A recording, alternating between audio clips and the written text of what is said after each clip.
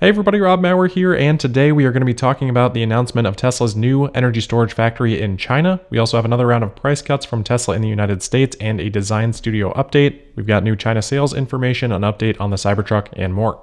Tesla stock starting the week off down 0.3% to $184.51, while the Nasdaq was essentially flat on the day. So not too bad of a performance despite the price cuts that we had from Tesla. We'll start off with those. Tesla probably a little bit strategic in the timing of that, making those changes on Thursday evening heading into a long weekend with the stock markets closed on Friday gives people time to digest that before maybe overreacting a little bit in the market. But if we break out our price tracking table, we can see the extent of these changes. So pretty simple, $1,000 price cuts for the Model 3, $2,000 price cuts for the Model Y, $5,000 price cuts for the S and the X. So decent sized price cuts, we're probably talking 3 to 4% across the lineup. Probably not too surprising for the S and the X. We've been talking about that inventory position quite a lot throughout the quarter.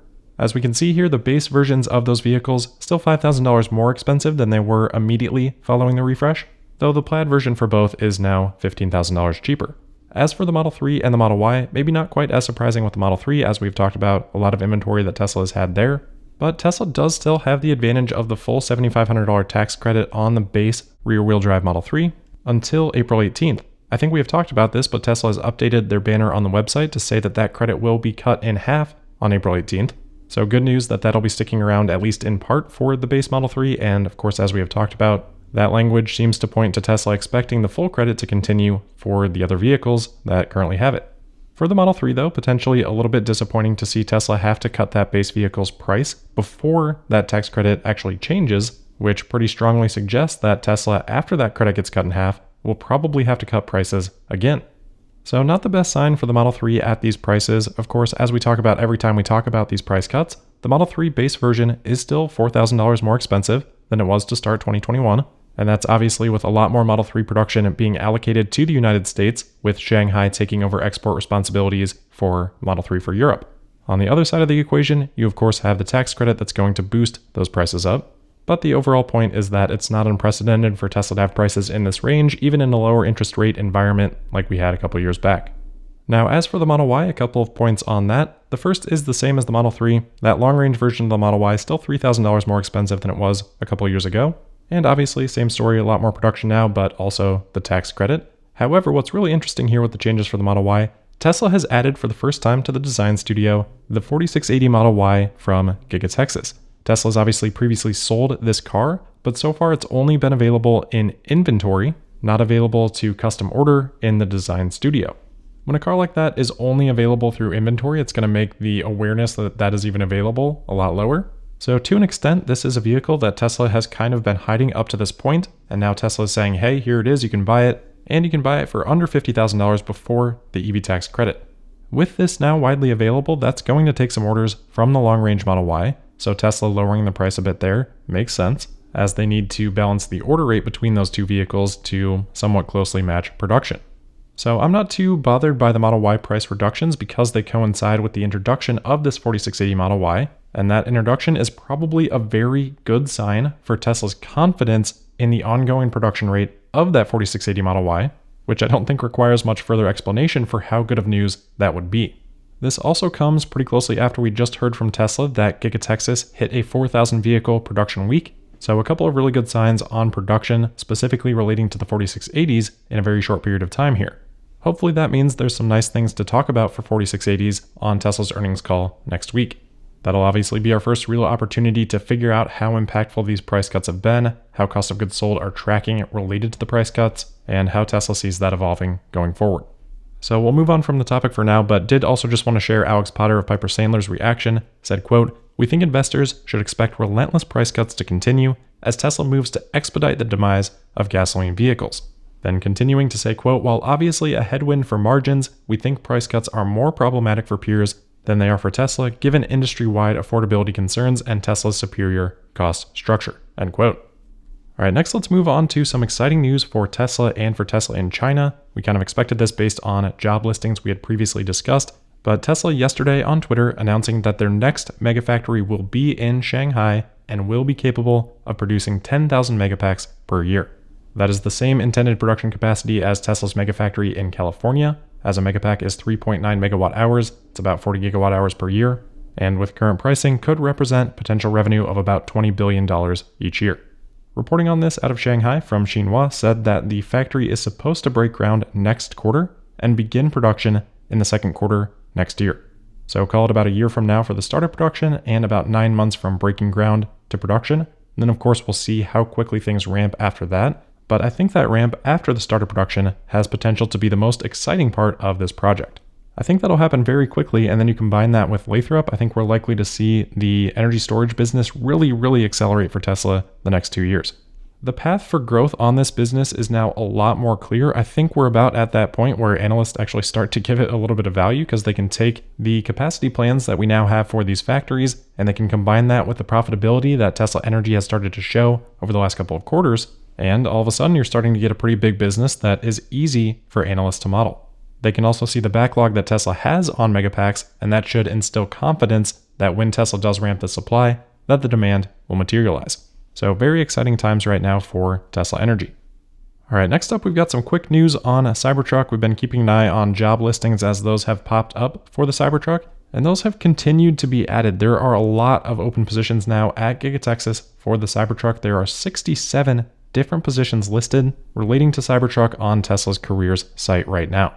Those are just the listed positions. Tesla could of course be hiring a multitude of people for any given position. A lot of new listings being added after we just heard from Elon that he walked the Cybertruck production line, I think is probably a good sign. So like with Tesla Energy, we seem to be pretty quickly heading into a very exciting period of time for the Cybertruck as well. Next, we've got an update on China sales. We now have the final numbers from the CPCA for retail or domestic sales as well as exports. You likely recall that we had a pretty good sense of this based on the weekly insured vehicle numbers as well as the wholesale figure that we got previously. But the final figure for Tesla's retail sales in China in March was 76,663, which was about 1,000 vehicles or so better than what I'd expected based on those insured vehicle numbers. So good to see that. It's not quite a record for any given month for Tesla. They did about 78,000 back in June last year. But more importantly, it does now cement that record quarter with about 137,500 vehicles for Tesla in Q1 in China. It's up 13% from the record last quarter, and it was up 27% year over year. March may have also been a record month for the Model Y in China. Unfortunately, I don't have the model split from June last year. If anyone has that, pass that along. But definitely a strong month for the Model Y.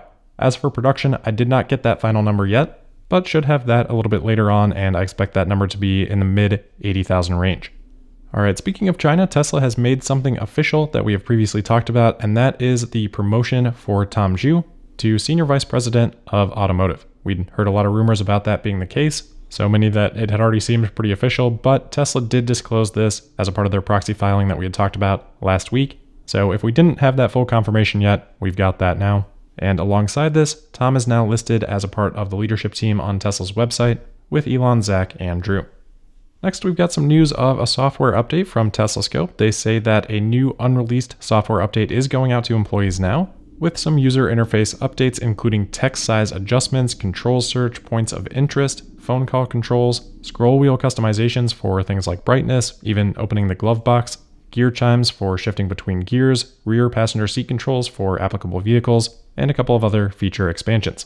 So again, employees only right now on that software update, but it sounds like Tesla Scope expects that to be expanded sometime in the next week or so. Another kind of fun update here, Tesmanian is reporting that over the last week, Tesla has filed multiple applications regarding a planned restaurant/drive-in movie theater supercharger combo. Like we have talked about before, these plans aren't new, but the applications showing that this is still in the works, and Tesla had alluded to that on one of their slides at Investor Day as well. So hopefully a good sign for progress on that project.